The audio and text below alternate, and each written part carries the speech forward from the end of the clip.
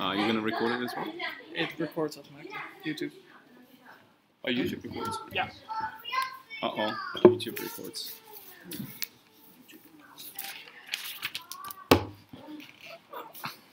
So there's a 10-second delay, right?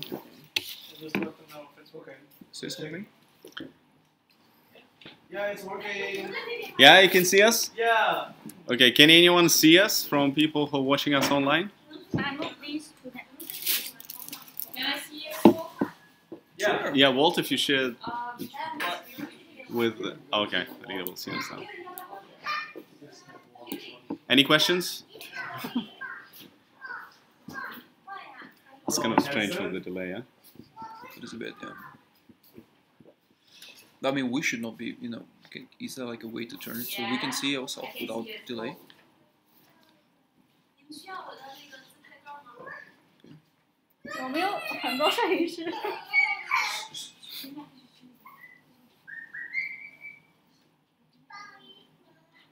No, we should, you know. Well, Yes. is there a way to make us not 10 seconds delay. Is there a way for us not to see it with a delay, but see it last like properly, and then for other people to see it with a delay, like if there is an option, like to toggle it a bit? So how long? Hi, Mike. Hello. No, What kind of delay do you mean? not like we see ourselves. We like see in, ourselves in, with the delay. in real It's time. possible to do it in real. That we see ourselves in real time. I will just go crazy like this. I mean, or I guess maybe not. Oh, I'm afraid to. No, don't restart do that. Maybe in the recorder itself. Yeah. Huh? There Yeah. you go. You see? Ah, okay. A lot better. See the record, but we don't see the questions this way. Oh. But then we can move this. Yes, come on. There We're you an go. IT company. We should be able to know it. Well, I do high level stuff. Okay, fair enough.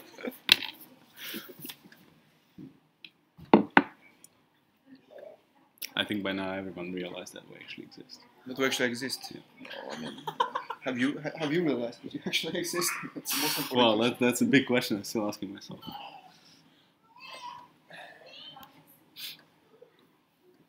Are you moving that so that you look slimmer? Slimmer. Just trying to, you know, to prepare for a longer session. I'm so happy that you both change your shirt. But it's still striped, you see, so we kind of, you know, Not the exact same one. It's being washed, that's why. Yeah, the weather. Yeah. Hi, Sam. Hi, Sam. Thanks, guys. Which shirt do you think is better? Is it mine or his? You wear jumpers under a shirt, come on. I mean, obviously it's... Yeah, we remember you, Sam. Thanks for all the discussions that, you know, took place there. It was very heated, as you remember. Orange Devil.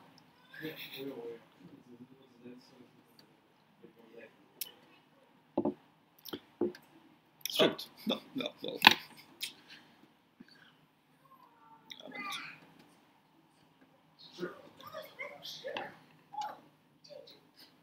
Hello. Hi, Alexander. Brilliant. It's good to hear. Thank you. Walt has done a good job. Was that? Do I look too nerdy with the spectacles? Well, I mean, if you don't stop laughing, I'll wear yours and you see the reaction.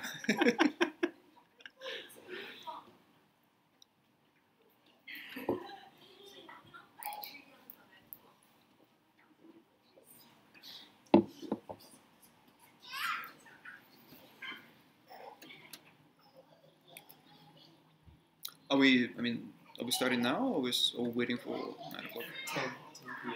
Yeah, we'll wait for another 5 And minutes. some people just leave some message. You can just check it. Sure.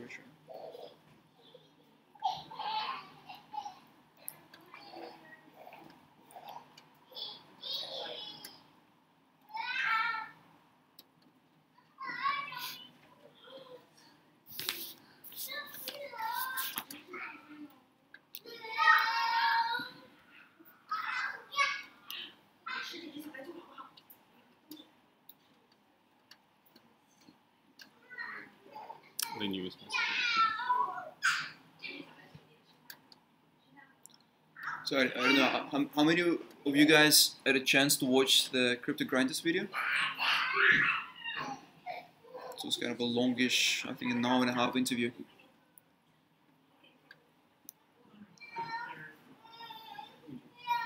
We just heard the message, the sentence just mentioned. I just heard it. Okay.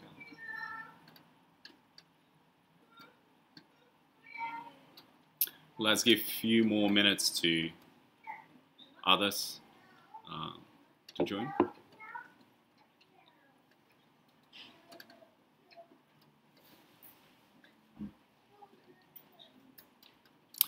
Yeah, we've shared the link in Telegram and Slack. It was sometime just a bit earlier today. You'll find it quite easily. We'll post it again, I guess. Well, if you just scroll, actually, if you just scroll Telegram, I think it's like four screens up. There's a post by Andrea, and it's essentially a link to the YouTube channel. With a lot of blue background.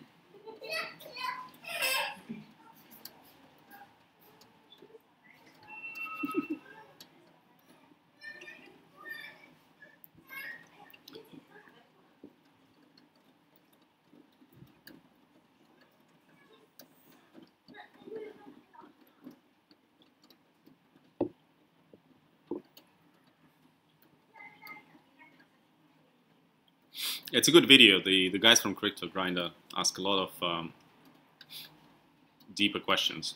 Some of them have finance background, and there are some good questions there. So it was a good conversation. I mean, there were also questions that we wanted to get asked, right? Like our difference with competitors that usually comes up. So I mean, it was quite, we're quite happy to jump on that. Well, Marcel may be busy. Yeah, he didn't tell us that he'd be joining, so we'll see. We'll see. Hi, Arthur.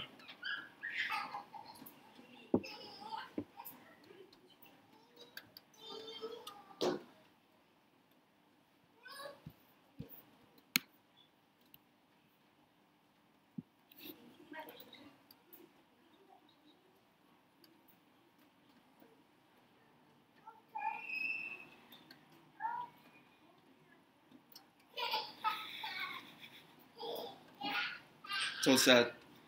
Sad face. Marcel is not there. We'll tell him. Fair enough. It was my sister. Okay.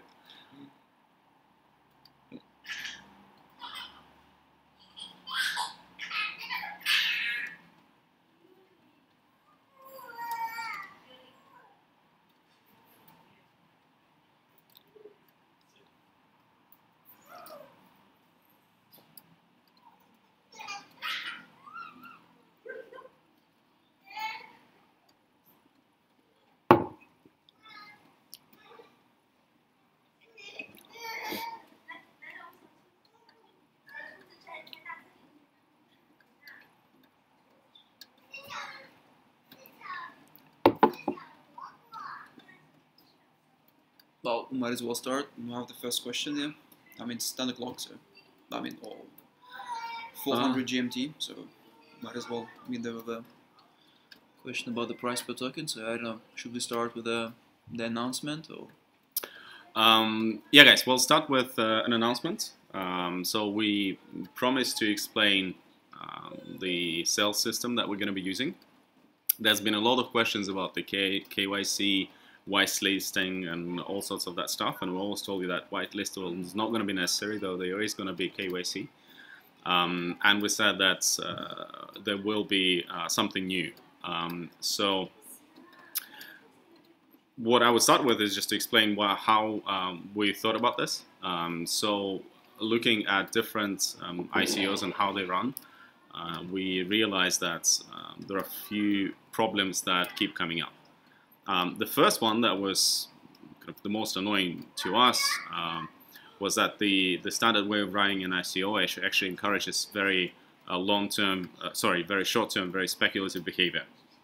And we believe it's not really good for the project, it's not really good for the team, and it's not very good for the market of ICOs overall.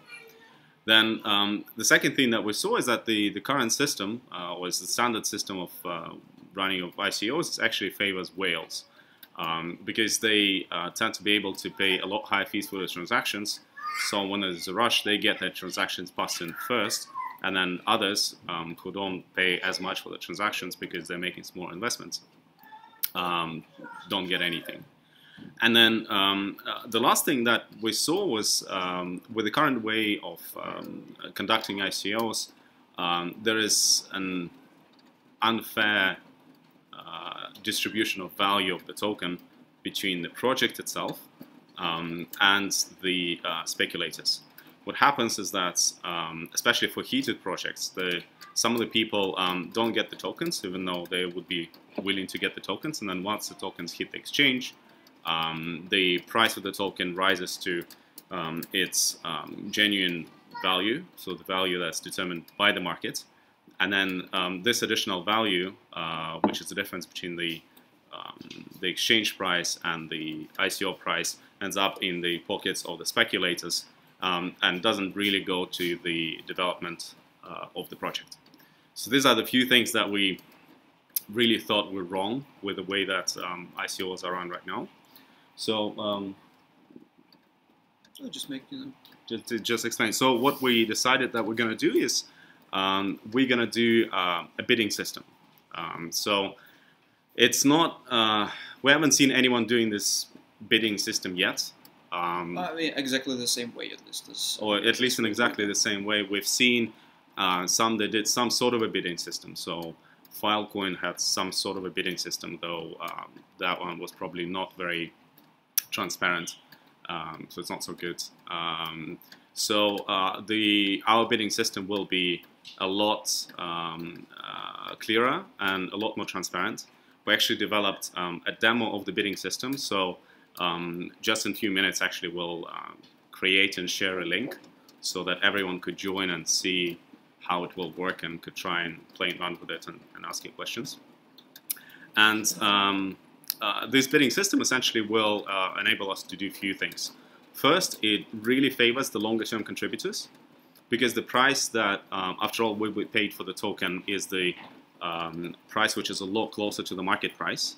So it really attracts the supporters who believe in the ICO and in the project, in our project long term.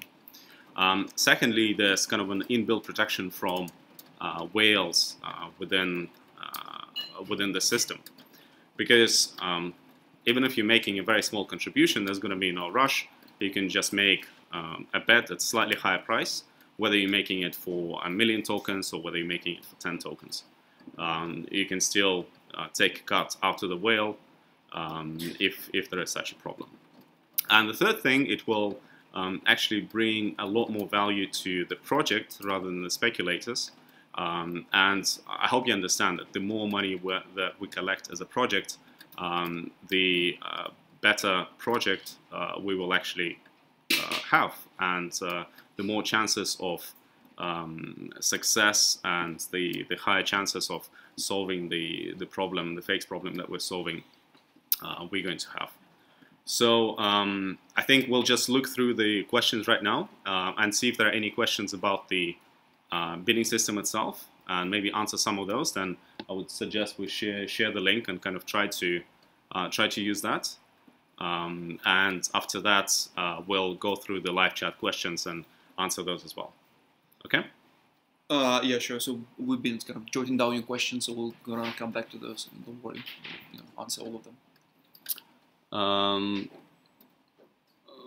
Okay. Anything about the system so far? Well, I mean, there's a question of market cap, but I think it's going to be answered by the system.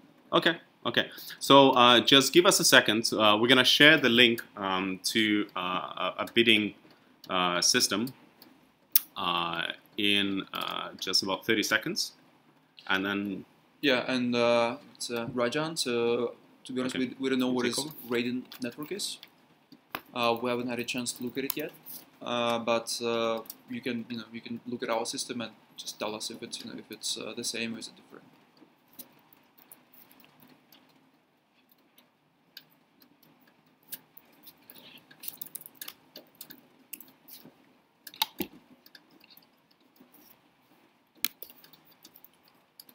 Yeah, so we have 25 participants now.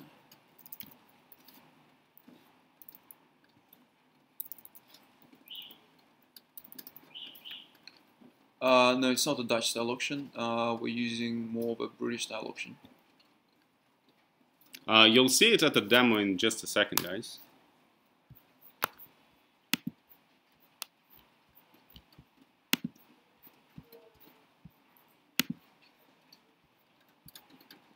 Just we didn't know how many people will be joining, so we wanted to create a link that will be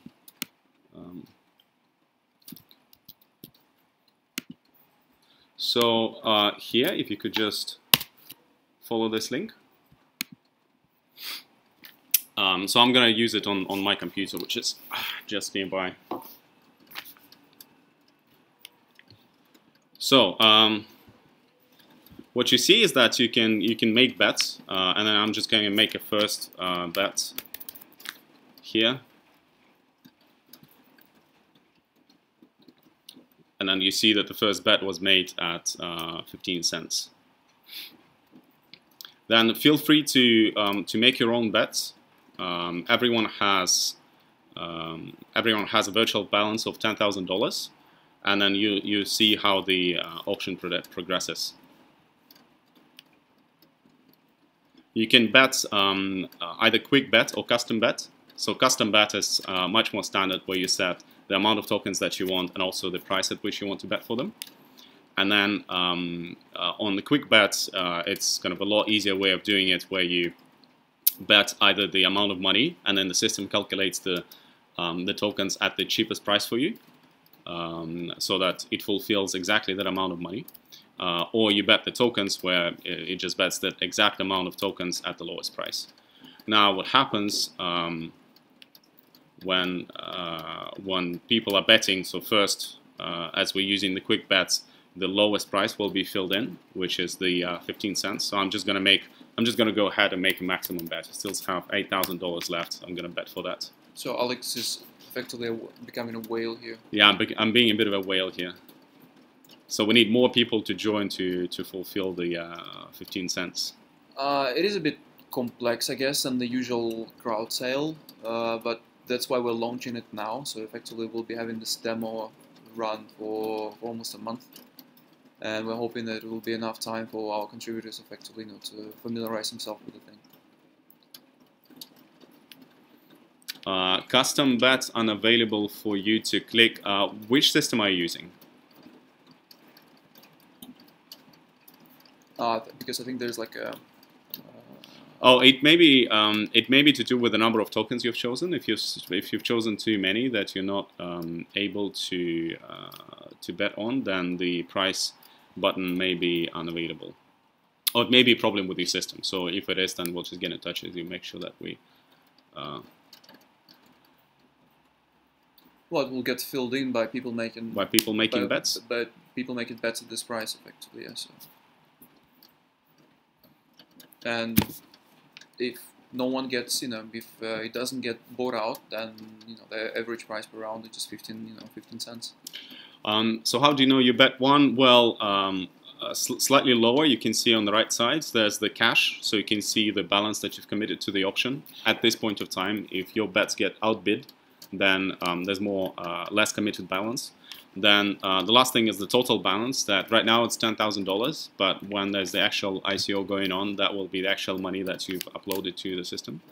And on the right side, you see the tokens, and you see the active bids and the average price. So that's the tokens that you would be getting if the auction ended right now, and also the average price of those.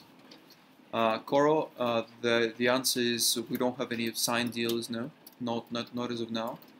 And partly it has to do with the KYC process, but that we're still in the in the process of settling down, because there are a few jurisdictions which require special attention, and this also translates into the exchanges, into how they treat the token and whether they allow a token or not. Therefore, once we have this question settled, we'll start approaching for signing the deals with the exchanges. So Eric, well, thank you for your observation. Yes, this is exactly the case. And to be honest, we've explained We've I don't know how many times we've explained it. I think there were already several dozens of discussions on Telegram and on Slack of this issue. And okay, so whales will dump. No, whales will not dump because effectively we can. There are no whales. There are no whales. Yeah, we can send you a link if you can see the distribution of the tokens that took place during the pre-ICO, and I think the average bet was around $1,000. So for like 300 participants, and yes, there are no whales. So Sam Choi, do you really have 61,000 tokens pre-YBs? No. How much time will it take? What do you mean? If you mean a round, it will be long enough time so people don't actually need to rush. On the receive screen, there is a typo. Thank you, Sam. You bought, yes, we actually saw that one, just didn't fix it yet. Thanks for that. No, pre-ICO is closed. That's when we're raising the money to actually run the ICO right now, and that's the money that we're spending right now. So that's been closed a long time ago. So pre-ICO, I think it ran from July 20-something, 28th until like early August. So it was more than 3 months ago. Yeah. Each round is 5 minutes. No, this is actually just for the demo right now. I've set it up as 5 minutes so that people could kind of see the end of the round. The real round will be a lot longer. In fact, there's a link to create a new demo instance. This is where you can create your own demo, and this is where you'll be able to set the number of tokens and the length of the round by yourself within some limits, and then you can actually try it out yourself. Guys, there's quite a lot of questions, and we might have missed some. They just go up. So if we, didn't answer your question still, please feel free to post it again. Yeah, we're trying to jot them down, but again, oops. Yeah, it's a bit too fast to jot them down. Yeah. Well done, Arthur.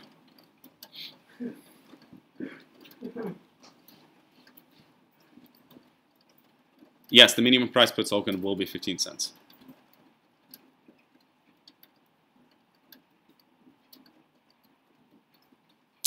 How's the length of the round calculated one live? We didn't make a full decision on this yet. We'll announce it well in advance before the ICO, but it will be long enough. It will be so that people have time to actually bet without rushing. And also on that, the way that we'll set up the system is that there's going to be protection against big bets at the end of the round. So we'll take away the chance for people to take advantage of the end of the round. Basically, if there's a big bet at the end, we're going to be extending the round by a certain amount of time so that others could still make their bets if they want to. Okay, so prevents the whale from paying 10K. So basically, the whale is as concerned as anybody else about the price per token. So even if he has, I don't know, $1 million to burn, he will not want to have it much more expensive than everybody else. Therefore, there is no point for whale to buy out the round at a price much higher than everybody else got it, because he will effectively lose the money, right? So the point of the system is to come to a kind of a market, a balanced value of the token, and the whales are usually quite rational about that, right? So why was this amount not a traditional considering your strong credentials?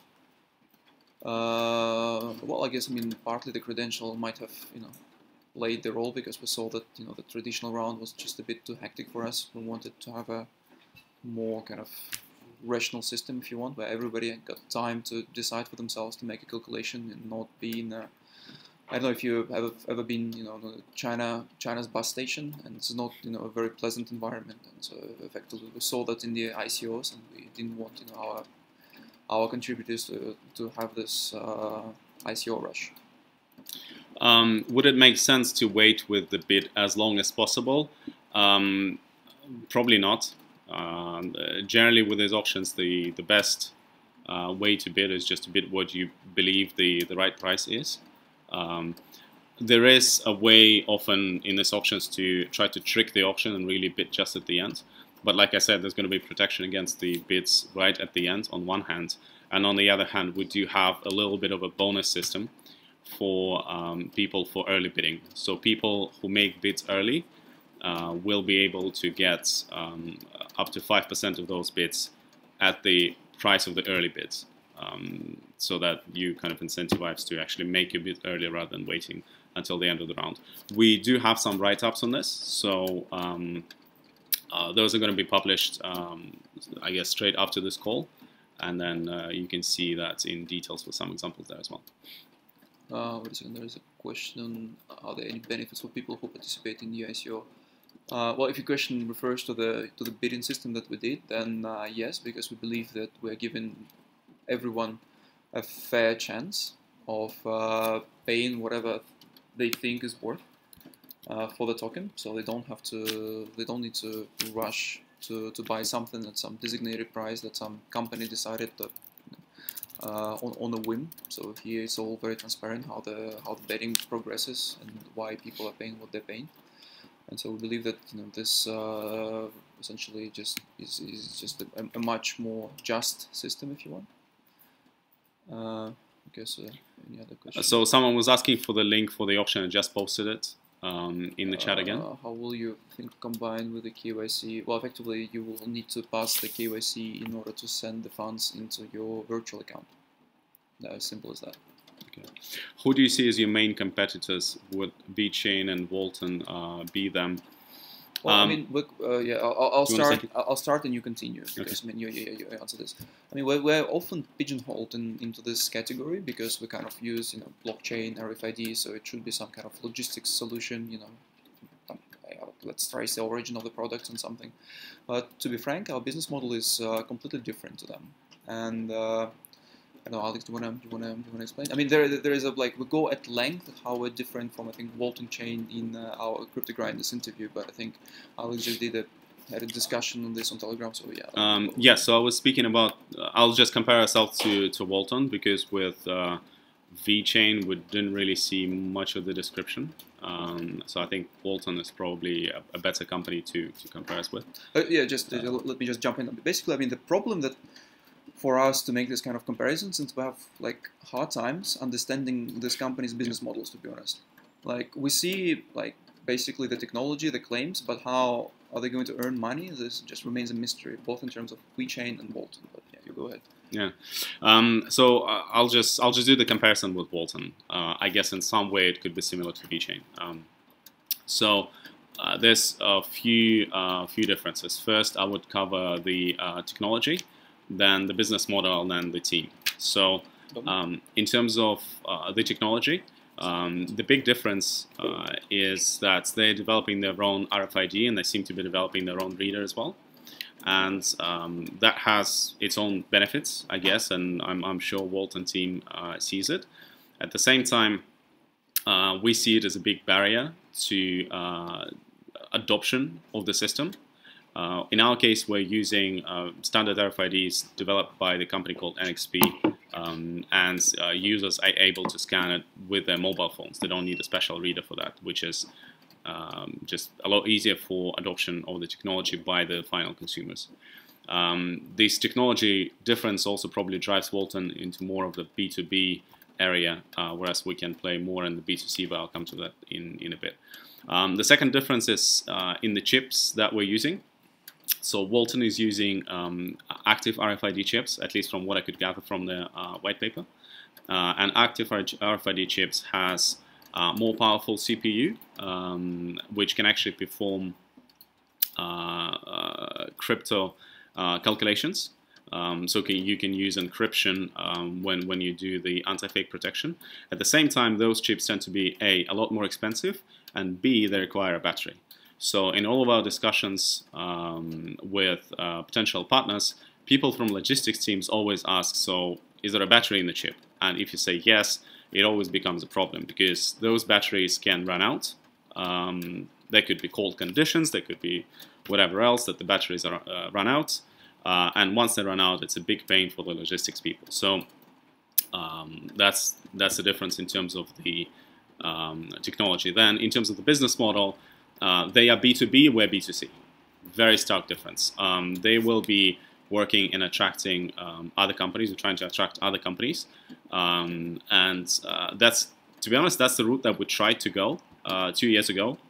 We spoke to some of the biggest baby food producers. We spoke to some of the biggest alcohol producers. I mean both Chinese and international, and we realized that it's very hard to break into B2B business straight away.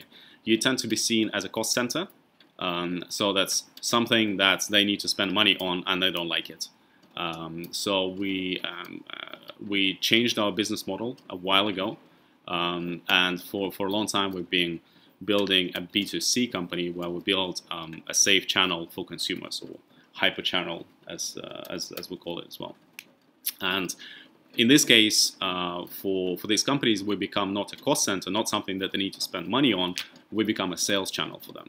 So then we don't get compared with other suppliers on like how much they need to spend on us. We get compared to other retailers, and this is where companies are actually quite happy to pay the money because they can sell through us. That's a very big difference. And then in terms of the team, I think there's a difference in the backgrounds. So we have a lot more business-oriented team with, well, you can see our backgrounds online. When I look through the profiles of the Walton team, they tend to be a lot more academic. So on one hand, they may be going deeper into some of the science of their solution.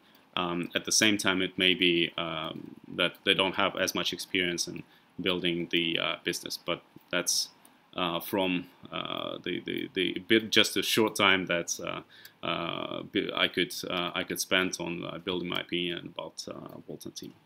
Just a bit, kind of a little comment on the active chips. So effectively, when we were designing the system in 2013, we thought about how to make the system secure, and like because as some of you may know that the strong encryption on the NFC chip is not it's not a cure against cloning the chip. So you don't need to break the encryption in order to clone it.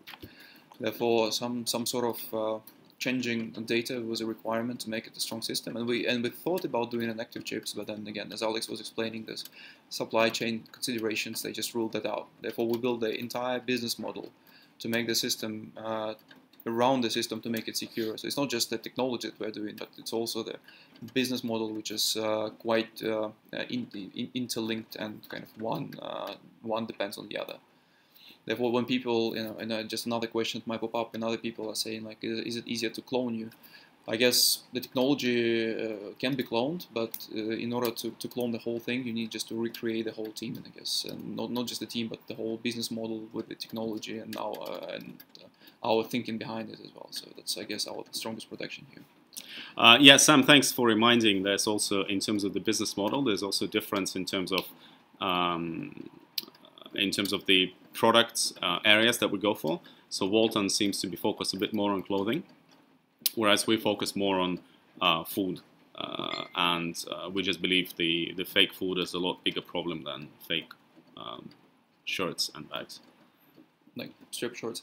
Koro there is asking about the exchanges. So basically, when the exchanges are when we're gonna hit the exchanges. Well, we don't plan any delays with the exchanges. So as soon as practicable, we'll just list with them after the ICO, and we'll be on the exchanges. The price on the price will be 15 cents for the whole round. If there are people if all of the people are not willing, they think that that's what WaBi is worth, right? So if it's that, then it's that. 10 million limit is surpassed. So okay, so there is a kind of 10 million is our, I think it's our target. 10 million is something that's we I wouldn't say expecting, but something that we believe we should be able to achieve. We will set a cap of the maximum price. A theoretical cap of was like 30. What, 10 million? No. The theoretical cap of the price limit. Of $1 per token.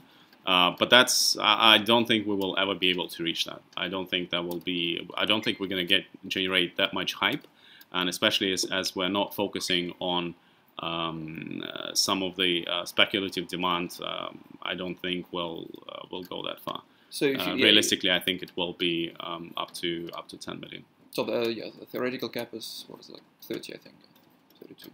Yeah. I think this one we answered about the exchanges, right? About the exchanges, yeah.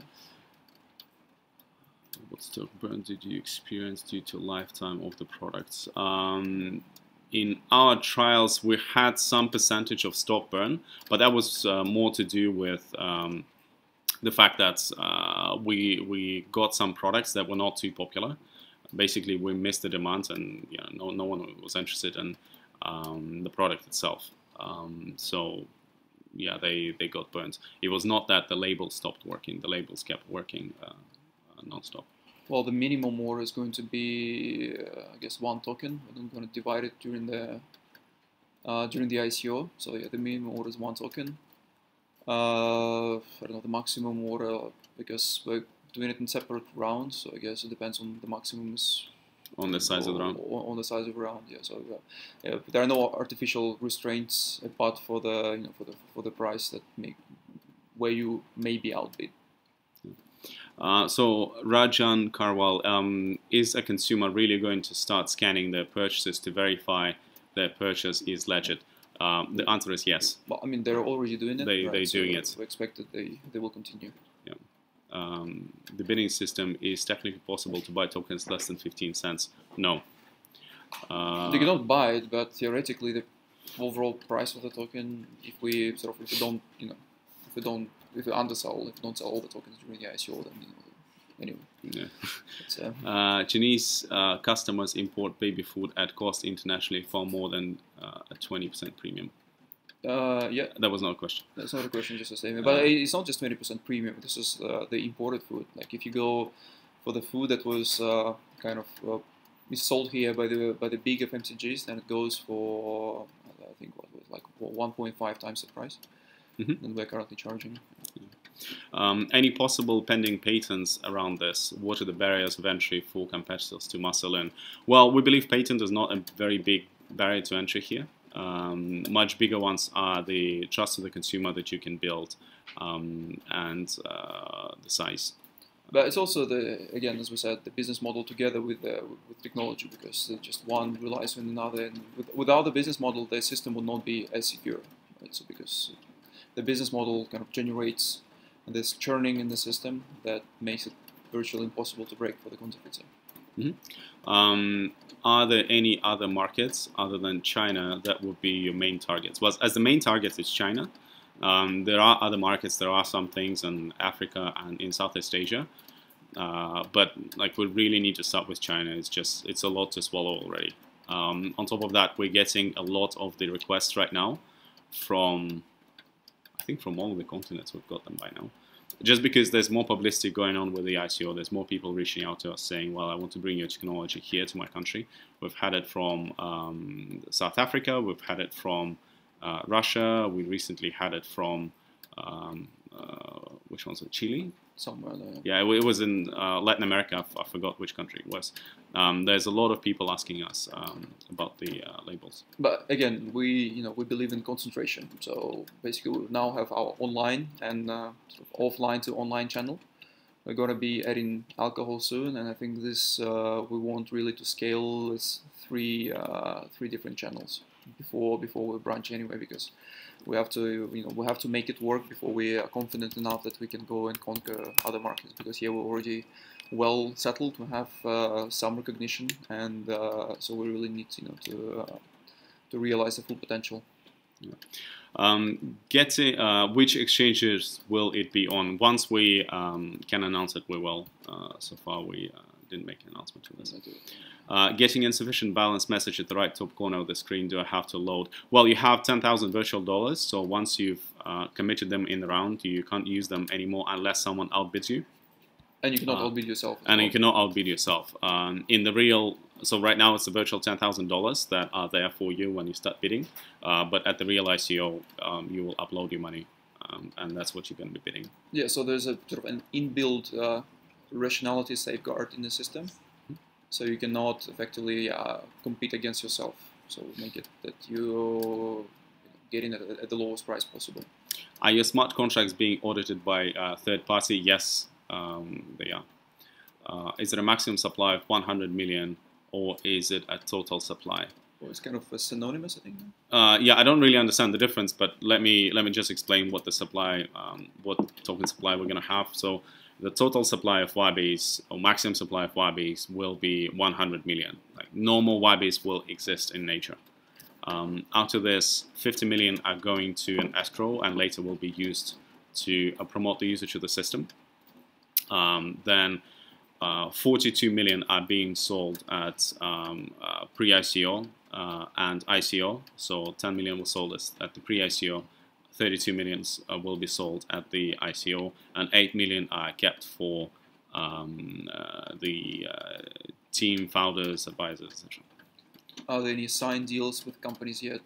So as we explained just a few moments ago, we're a B2C company.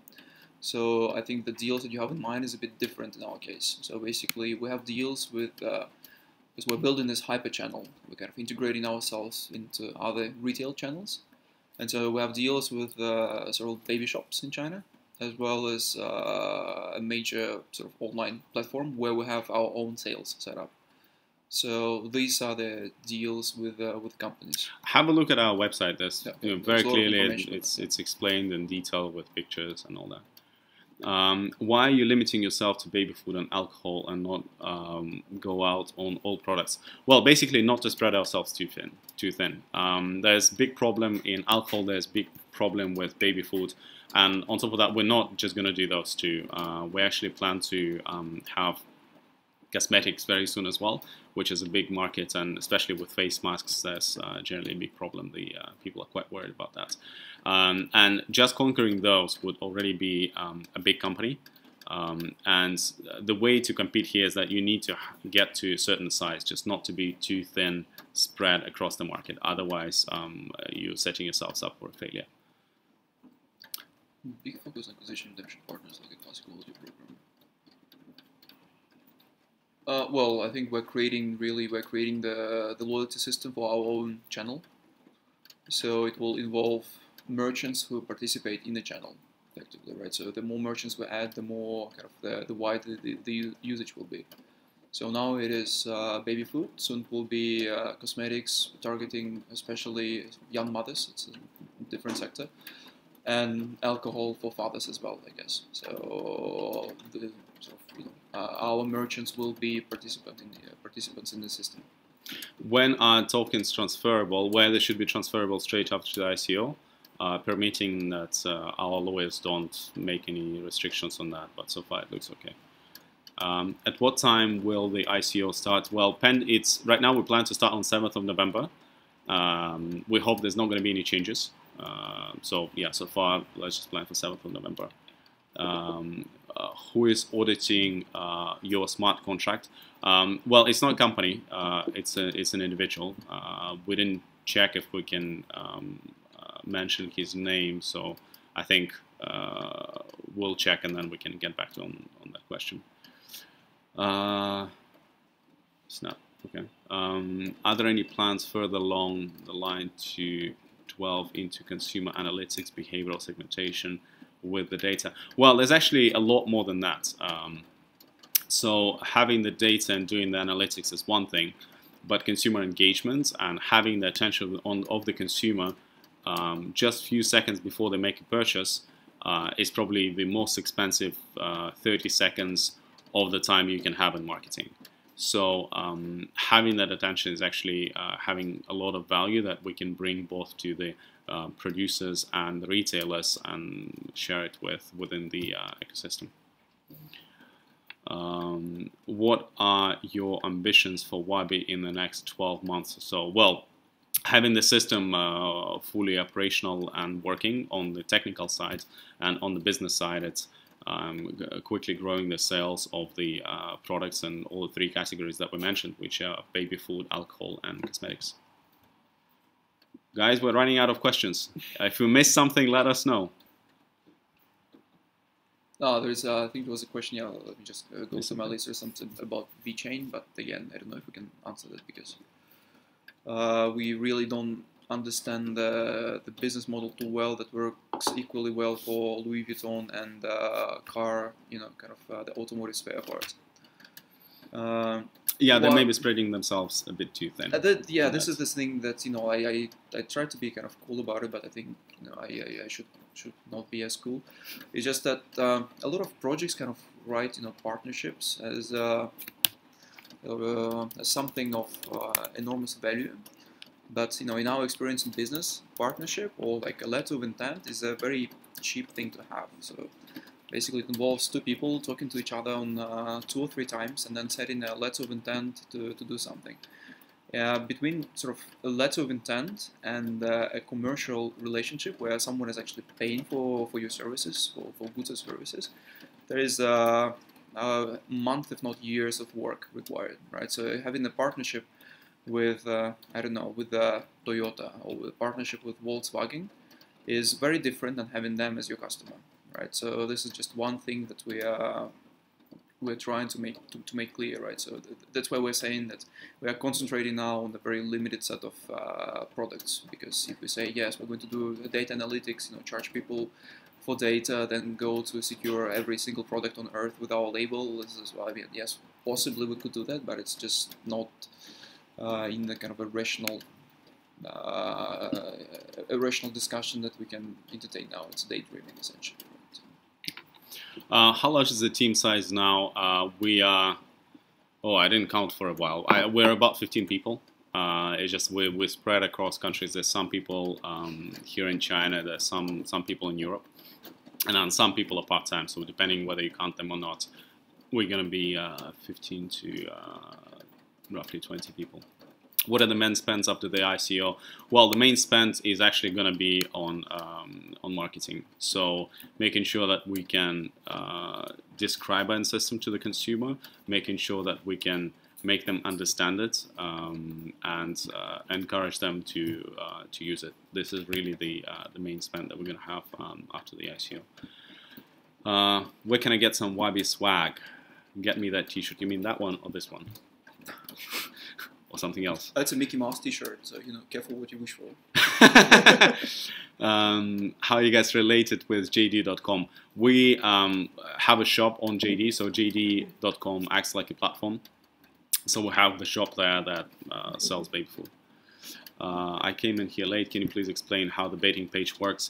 Well, we'll be publishing an article with a detailed explanation of how it works. Probably just you can consume it at your own leisure. Mm-hmm. It's a much better way to.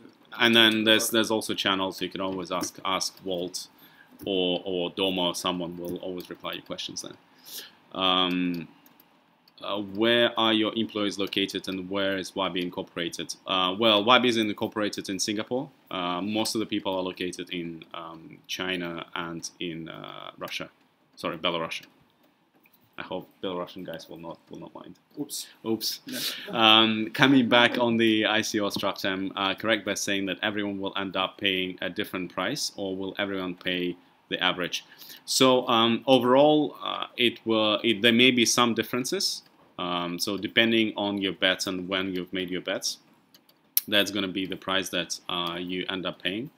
But the difference should not be huge, to be honest.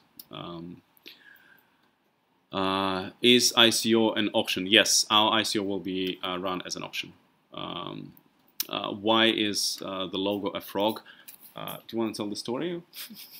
It's not much story to tell really, because we used to be called Verify, like at the very beginning. It was not even the company name, just something that we identified ourselves with.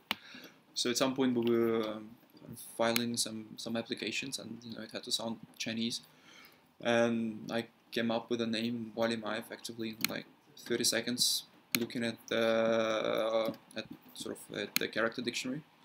And there we go. So we essentially stuck with the frog. Also the Walimai, Wa means frog. Yeah. Not everyone understands it. Fair enough. Yeah. And we also used to have kind of an orange and greenish color scheme. Yeah. Yeah, and I'm not gonna show you my trousers. They're not green. Okay. Yeah. So yeah, that's when the frog appeared. Okay. So what's next? Where's logo fraud? Is ICO an auction? You mentioned pharmaceuticals. Are you going after large brands Thelinol had scares in the past. Well, there's actually a few that had scares in the past. People keep telling me that there's a lot of fake Viagra. It's one of the biggest counterfeited pharmaceuticals, as far as I understand. So I'm sure there's a big field. The thing with pharma is that it's very much regulated and it's very hard to get into. So it's not something to start with. But yes, pharma is in our plans as well. Well, I think we're going to be starting with not with like hardcore pharma, if you want, but with kind of near pharma. Food additives. For instance, gym food, whatever the things that are very expensive and easily counterfeited. So yeah, we're going to be doing that. Yeah. How big are your sales on JD? How hard is it to set up a shop there? So our sales are not big on JD. We never really pushed for having big sales. We never really tried to scale it there. What we wanted out of our JD shop is a proof that consumers are willing to pay a higher price. So we're charging 20% on top of the most popular shops on JD for effectively the peace of mind for the consumer, because that's how they see it. So for our label, we're charging 20% on top, and consumers are paying. And we've had several hundred customers, and we've sold about 1,000 cans, and now it's probably quite a bit more. The most important thing now, I think, there is the repeat customers that we get. I think it's like one of the highest rates in. Yeah, I don't remember what it is now, but there's very high repeat purchase ratio, which yeah, even JD at some point called us and said, guys, well, what is it that you're doing that people keep coming back to? So if Viagra is out of patent, so it doesn't matter much. I think the problem here is not the patented sort of kind of counterfeit Viagra. The problem here is that if Viagra doesn't work, then you're kind of in a bit of a pickle. So that's why you want to have it real, at least that it works as intended. Yeah. Can you post a link to the store within JD? There's a link it's on our website. It's on wacoin.io. There's a link to that. If for some reason it doesn't work, just let us know. We'll fix it. It's out of patent, so it doesn't matter, does it? Well, yeah, you already answered that. Sorry, yeah. I almost started. You can consider using Discord. We considered looking at Discord at some point, and that's when we had a big problem with scammers in Slack. Now Slack seems to be doing a lot better, so I'm not sure it would be a good time to add a new channel. But if we see other people asking for Discord, yeah, I don't see why not. We could add it as well. Is the market going to be in China? How can WaBi benefit foreign token holders? Well, you can come to China and buy safe products while you're here. That's the main use. Or you can keep them and wait until we go to wherever it is you allocated to bring you some protected products. Yeah. But alternatively, actually, I mean, there is a different. There is another angle here, is that with the growth of e-commerce, I don't know how popular is Aliexpress, for instance, on your market, but I think it's, for instance, like in Russia, I think most of Eastern Europe, it's probably the biggest e-commerce platform. And in addition to Aliexpress, there are things like Rakuten, it's sort of a Japanese platform, or Amazon, which is sells cross-border. So therefore, whenever you buy things made in China, if they bear Walimai label, you will be, at least you're sure that they have passed through the all steps of verification that that the product is good, and then that it's not fake. So yeah, this is another usage of it. Yeah, with Walimai, it is real.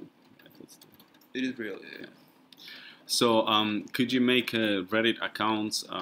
Same thing here. We've considered it. We've tried it, and I think we were making some posts, but we didn't see that it was working too well, or that it was gaining too much of the engagement. So we're not doing much there. Okay, we're running out of questions again, guys.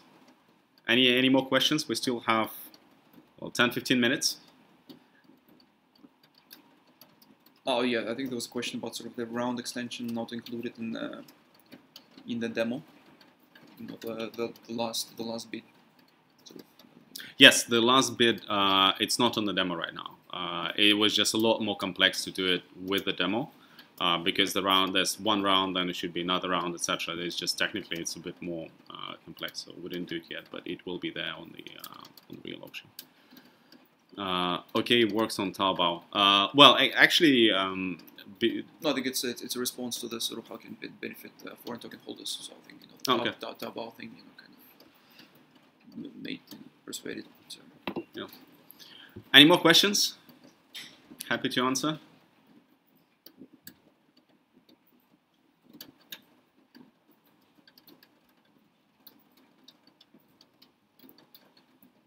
Guys, on the auction, there's when we created this demo, we obviously wanted to show you how it works so that everyone is very clear on how bidding is going to work and what's going to work, what's not going to work, etc.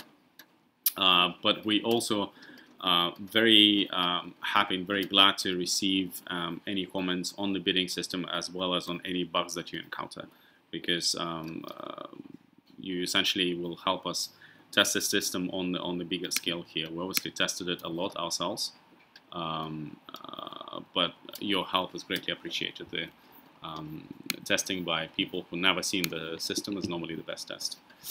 Which exchanges do you consider? Well, same as we told everyone before, we will ask the community what are the best exchanges for us. So what's the most convenient for our supporters, and those are going to be the exchanges on our priority list.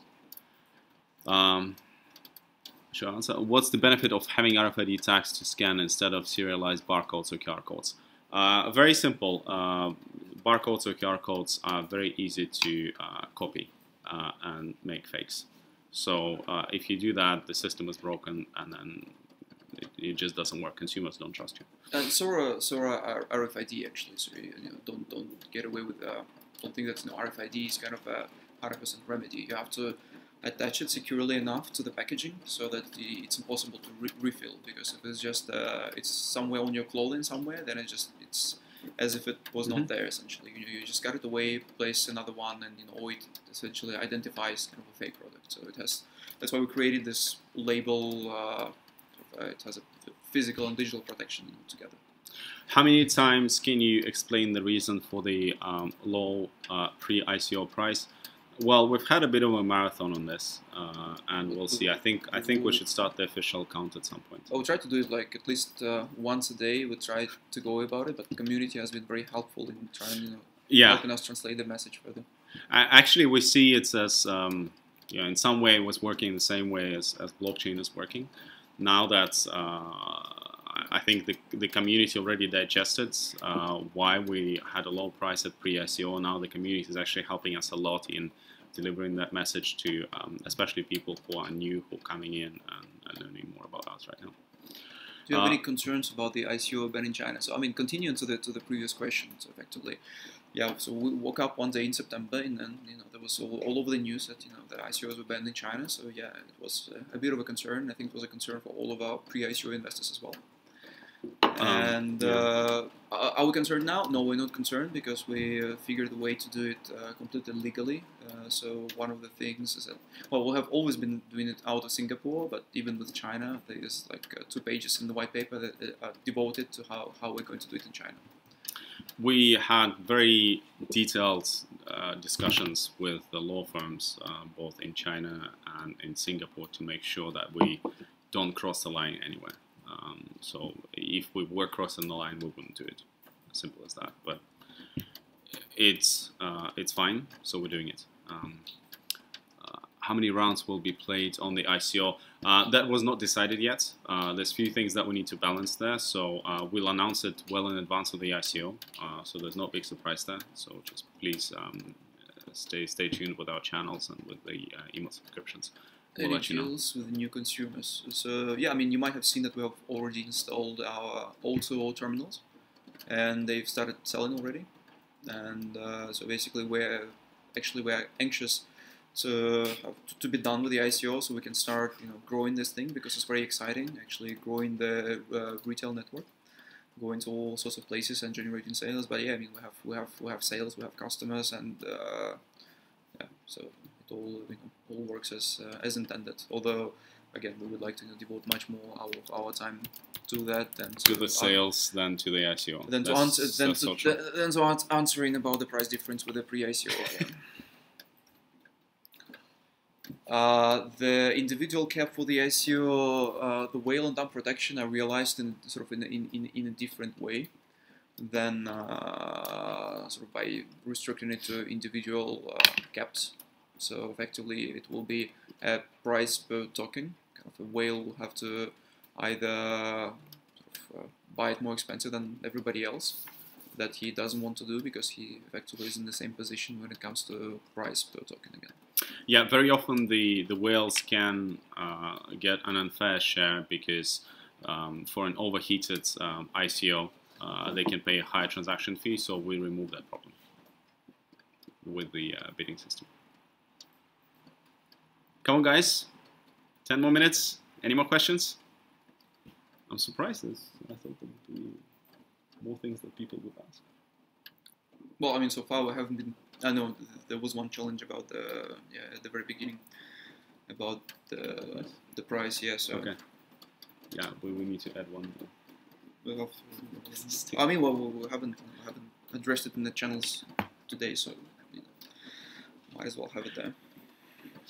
Okay. Looks like more questions coming. Let's give Matt Cow a chance. Is it more questions coming now or later? Wow. Whales equals big investors. Do you not want big investors? No, we want big investors. Well, I mean, it's not exactly, and there is no exactly equality between them. So there is a difference between investors and speculators first, right? So investors are people who invest because they believe in the project, they look at the fundamentals. Speculators, or also called as flippers or dolphins if you want, those do technical analysis, whatever, and dump it at the earliest opportunity. So what happens with whales is that they collect all the tokens due to the exorbitant transaction fees and to only dump it straight after the ICO, taking away all the value from small-time investors. So we want big investors and we want small investors, but they have to be sort of long-term believers in what we do and not just flippers. Some people call this ICO method a cash grab. Thoughts on that? Could you just limit the transaction like Kyber or Request? Frankly, I don't know what Request did. We had some discussions about the Kyber. I considered that model at some point. So that model seems to be a very social model that really makes sure that everyone gets some of the tokens. And it seems like it's very suited to any situation when you do a rationing system. So at the time of food shortage, for example, you would make sure that everyone gets some food because that has a clear big social value.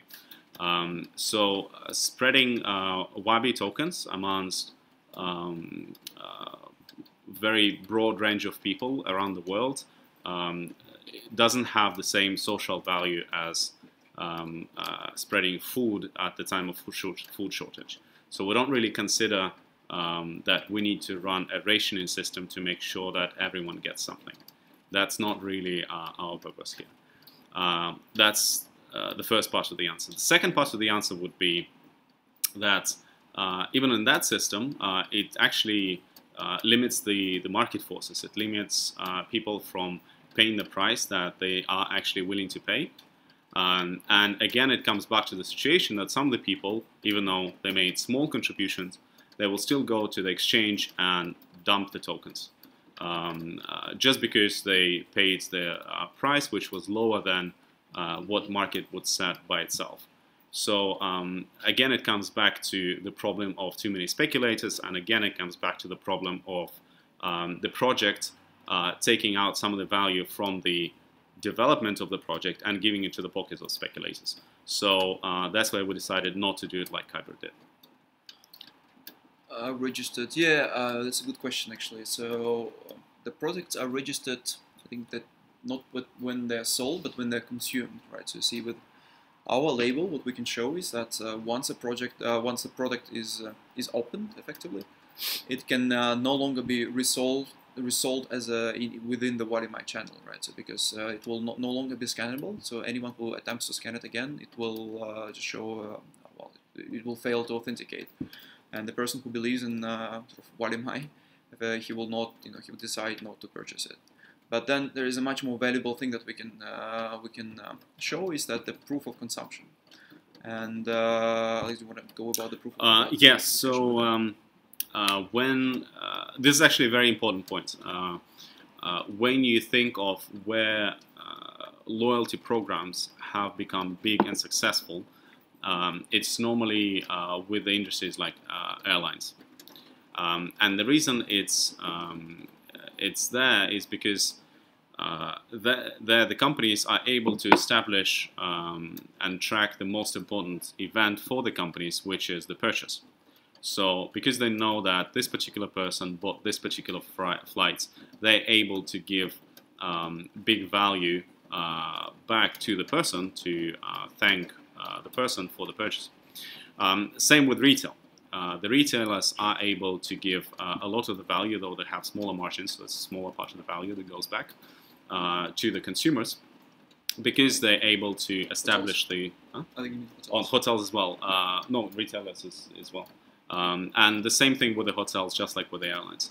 Now, the producers of products are not able to establish such good loyalty programs just because the producers are not able to establish that this particular person bought this particular product. They just don't have the technical capability for that. They don't have the infrastructure for that. Now, with our label, they're actually able to do that, just because we know that there's a particular consumer scanning a particular product with a unique ID before the purchase, and then after they use it. So because we know that, we're able to bring this proof of purchase essentially back to the producer, which has tremendous value for them in terms of marketing.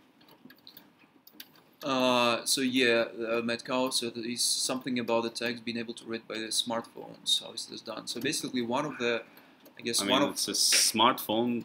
We had videos of no, it. Just, touch it.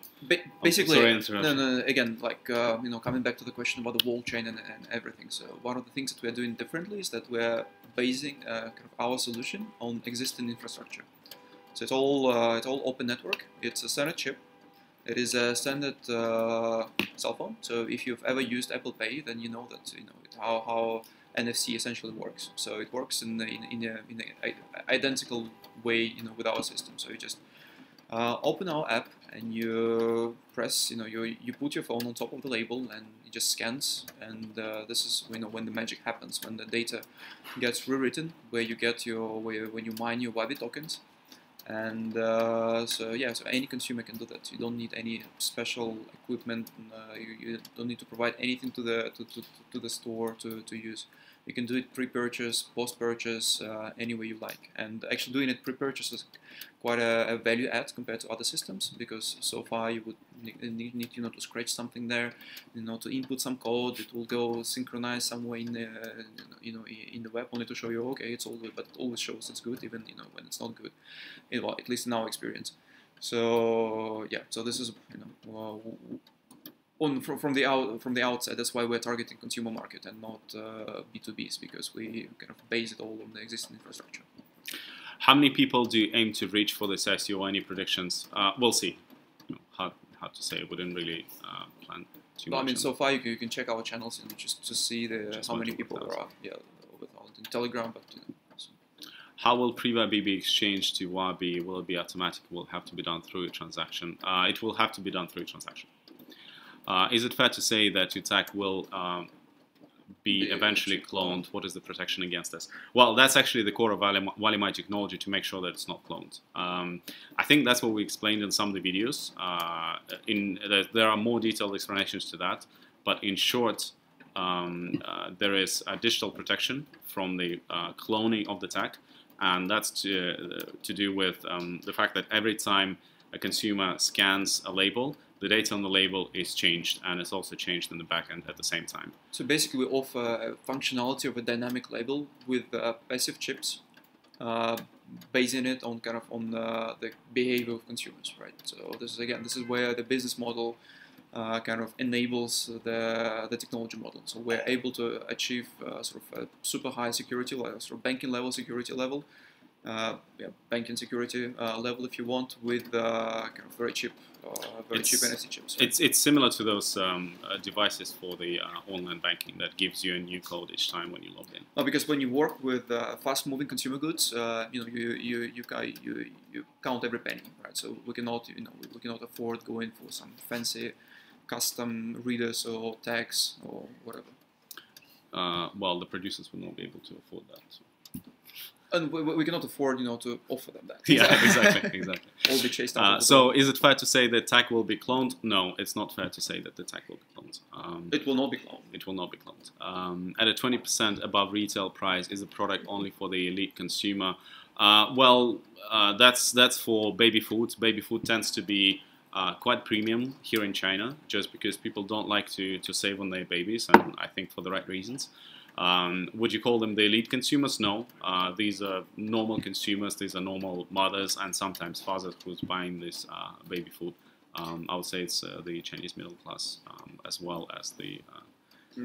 Actually, with us, although they're paying 20% premium to, Daigou milk powder, they're actually saving money on buying our product than if they would go and buy sort of a standard product on the Chinese shelves pushed out by like normal multinational FMCG producers, just because of their pricing policies in China. Yeah. So mobile phones have receivers in them for the RFID signal, yeah, just like my Sony. I think like we have a data. I think like 80% of phones above certain not so high price have those readers. readers. Yeah. So then, WaBi sounds like B2C, unlike Walton, which is B2B. This means you will need to take care of the channel, which opens you to more risk. What other channels are you opening in the future? GHD is quite limited. I'm not sure why you mean it opens us to more risk. To be honest, I think going B2B is a lot more risky because you depend on contracts. Right? You depend on contracts, and you, as a small company, as a startup, you're always at unfair negotiation position with a big company. So especially at the start, it's actually a lot riskier than going B2C, where you can start small and it's not so much a problem because you're dealing with a consumer. As long as you have good product, as long as you have good offering, they buy. It doesn't matter if you're big or small. I mean, to be honest, we were given this kind of advice, at the very outset of Walimai, and we thought, come on, with our business background, we should be able, to get these contracts with large FMCG companies.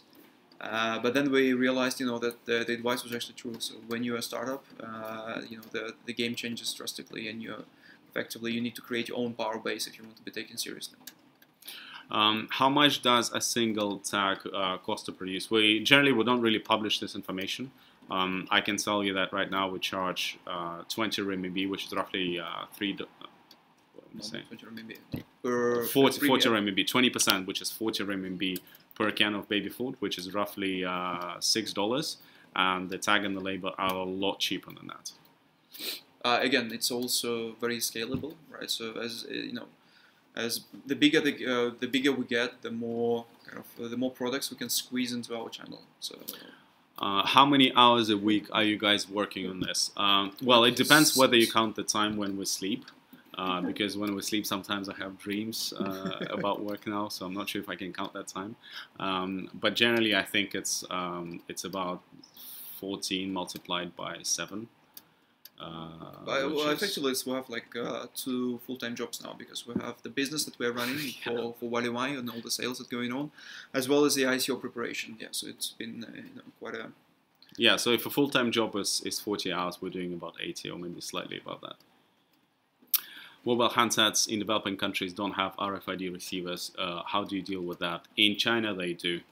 It's a lot more developed market here, I guess, than a lot of the developing countries. And also, if you go to the big cities in China, even the public transport, they started using NFC-based readers, if you want. So now you can pay for the trip on the tube with your mobile phone. So yeah. is getting a lot more common here in China. Can RFID tags be damaged electronically due to shipping, etc. in the logistics? We had less than 0.5%, I think, in damaged products, and that's also given that we still don't have a perfect product. There's still a lot of improvements that we can do, but already there's only a very small share of products that have the RFID damaged in the logistic process.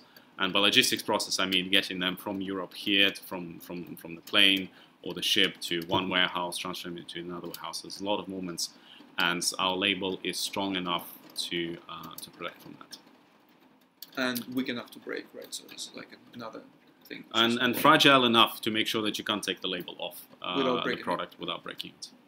There's the hardware part of the protection that we've got. Okay, I think. Any more questions? Any more questions? So we'll finish at this.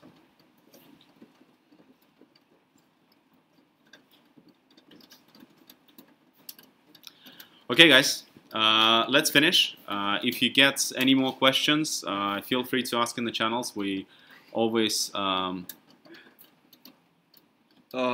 effectively, yes. Effectively, that was the point of the JD store. We have to demonstrate the model. And yeah, so it worked, and so now we want to scale, and so essentially this is the purpose of the ICO. So it's less about product development and more about scaling. Okay, so finish now. Yeah, but I mean, again, we'll be holding regular Q&As, I think, from now henceforth. So you can always. Yes, we do have sales ready. You can check out the link to the JD store with customer comments and yeah. There's customer comments that comment on our technology on wacoin.io. You can see both the comments and the translations there. There's also the link to JD where you can see those comments live. We basically took the screenshots. We also have auto terminals that are also selling now, but I guess it's JD. It's JD.com. It's one of the biggest. Second biggest e-commerce platform in China, and like one of the biggest in the world. Yeah. Yeah. So again, feel free to post more questions if you want on Telegram. A lot of them will be answered by the community. If there are more technical questions, and we'll carry them ourselves. Cool. Thanks, guys. Yeah. Thank you for coming. More questions, post in our channels. Thanks, guys. Thank you. Bye bye.